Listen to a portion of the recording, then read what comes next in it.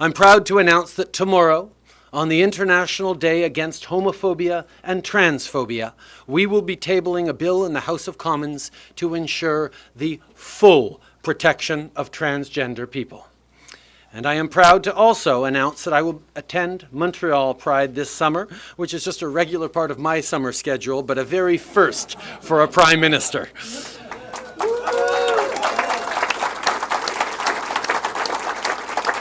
Because we must continue to demand true equality. We must carry on the legacy of those who fought for justice by being bold and ambitious in our actions, and we must work diligently to close the gap between our principles and our reality. Canadian parents love their kids, and we want the very best for them, and we want them to be kept safe. LGBT youth across this country are among the most vulnerable to homelessness, to suicide, to a range of things that can harm them. We need to be there to defend them. We need to be there to protect them. And I know Canadians across the country are doing just that. It is telling that the week after welcoming far-right American conservative Tucker Carlson to her province to sit with him on stage, Danielle Smith has now moved forward with the most anti-LGBT policies of anywhere in the country. Canadians need to know that the federal government and all Canadians will be there to protect youth. As a federal government, we will always be there to protect the most vulnerable, particularly vulnerable LGBT youth who need to know that there are people across the country there to fight for them.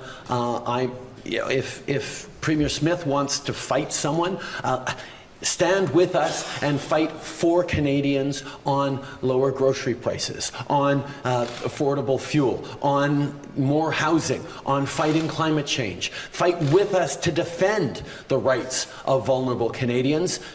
Don't fight against vulnerable LGBT youth. We will not let fear win. A world without trans people has never existed.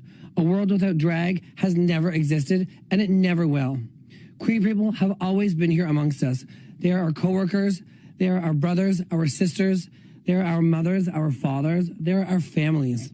Drag is art, drag is culture, drag is educational, drag is creative, drag is comedy, but drag is not a crime. My name is Scarlett Bobo, and thank you so much for your time. Looking into the future, what would you like your government's legacy on LGBT issues to be? To get it to a point when we have an LGBT prime minister and nobody notices. I think just understanding that this is a trend line we're on, that we still have more work to do. But I think if the legacy is us anchoring Canada as a place of openness and respect and defense of everyone's rights, then that'll be a good one. Mr. Speaker, the number one job of any government is to keep its citizens safe. And on this, we have failed LGBTQ2 communities and individuals time and time again.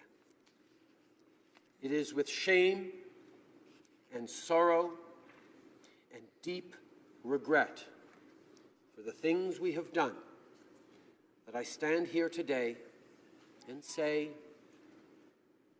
we were wrong, we apologize, I am sorry, we are sorry.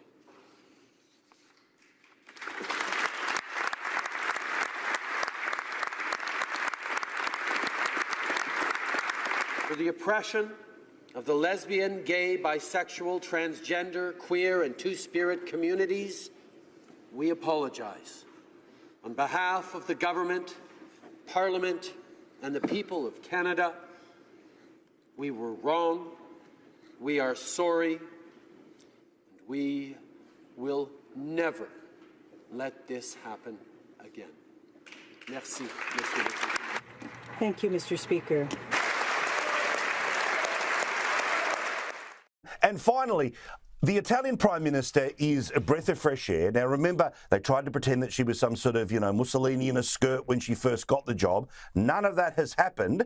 But I love that when the super woke Justin Trudeau sat down recently at the G7 with her, he starts carrying on, and you can almost hear her eye roll from the other side of the world.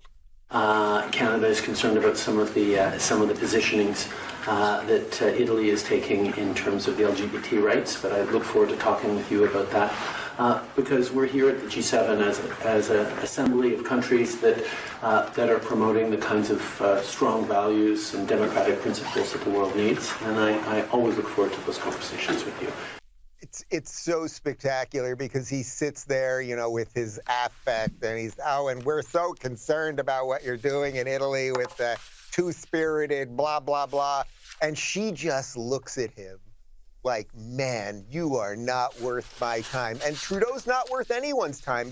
Italy has a right, like every other sovereign nation on planet Earth, to make laws for itself.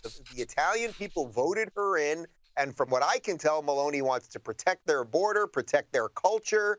She wants to go out of her way to make sure that Italy remains Italian. I think that's an honorable, a worthy goal that, again, every nation has the duty to do. Otherwise, what's the purpose of having nations? And Trudeau comes in there, as this soft-spoken, globalist, like, you better behave the way we want. And she's just not having any of it. It's beautiful. I will never apologize for standing up for an LGBTQ2+ kids' rights to not have to undergo conversion therapy. Prue. Is he going to get cancelled for getting the letters wrong? You can't get the letters wrong. Well, mate, he's very big on blackface, but he's got red face now, hasn't he, as well? He's going the whole spectrum of colour. I mean, the guy is really a joke. It's backfired on him, hasn't it? He thought he was going to be the COVID hit, capitalise on the pandemic and get his majority government, and in fact, he's come back worse off. So, he's just a bit of a joke as far as I'm concerned.